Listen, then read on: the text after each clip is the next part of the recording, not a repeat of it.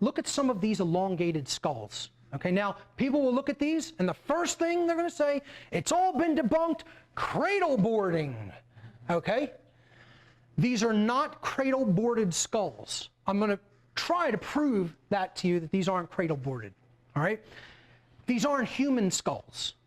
And people will say, oh, DNA tests have been done, they're human. DNA tests show that part of them is human.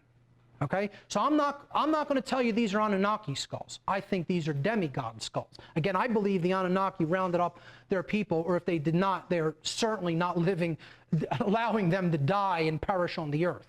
But I do think these may be hybrids between the original beings and their creations, which was forbidden for them to be doing, but they did it anyway. The sons of God coming unto the daughters of men. So when we look at these skulls, they only have one parietal plate. All human beings have two parietal plates. Okay? These beings were born with these so-called anomalous features. Just let's look at a few of them, and I'll get into some of that, how this is not cradle boarding. Secondly, they're of enormous size. The cranial capacity holds up to 300 or 400 cubic centimeters more brain matter than a human being. Cradle boarding does not change cubic volume of the skull. All it does is compress the skull, but you're not going to make it hold more cubic volume of brain material. In this case, these skulls hold upwards of 30% more brain material, 1/3 fully larger than a normal human brain capacity. And again, you'll find anthropologists, archaeologists, traditional academic historians that will debunk all of it in the most ridiculous ways they can debunk it, because they will say anything not to get people to start studying this information. They want the occult to remain the occult.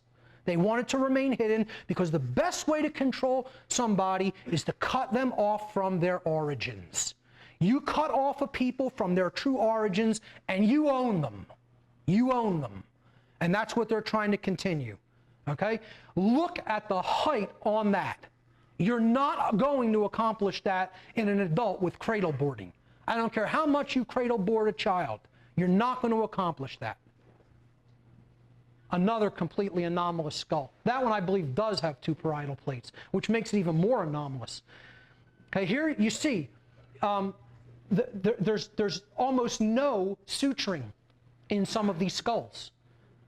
This one, no typical suturing around the back. I believe I have not images of that one, but of another one that shows the back of a really large one like that. There you could actually, sorry. Let me move forward again.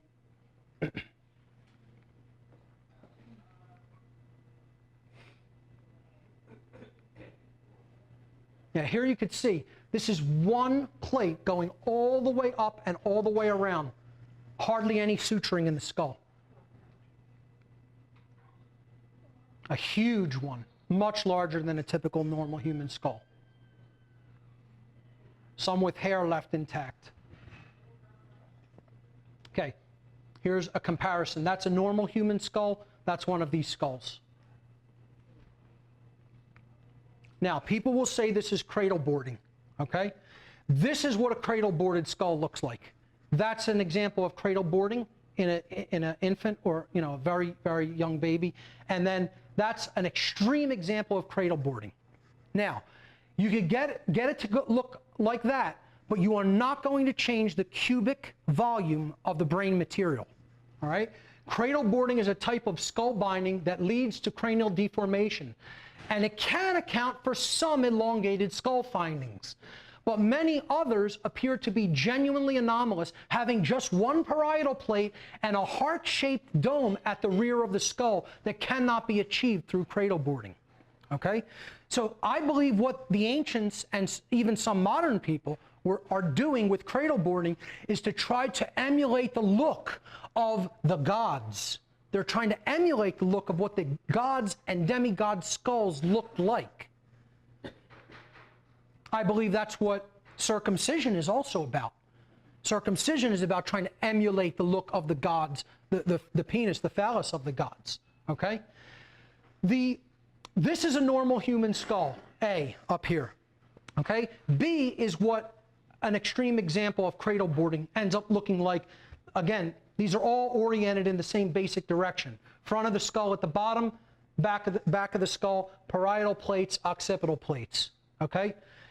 This is a cradle boarded skull, and you see here's the plate that divides the frontal lobe plate from the parietal lobe plates of the brain. Okay? And you see this suturing pattern that goes, this goes across, and then you have the suture that goes across the middle of the top of the head and separates the two parietal plates. This one has no such suture. It's all one huge skull cap, one parietal plate. Okay? This is an overhead view of one of these skulls. This is the front of the head. This is the back. Again, the elongated back. Okay?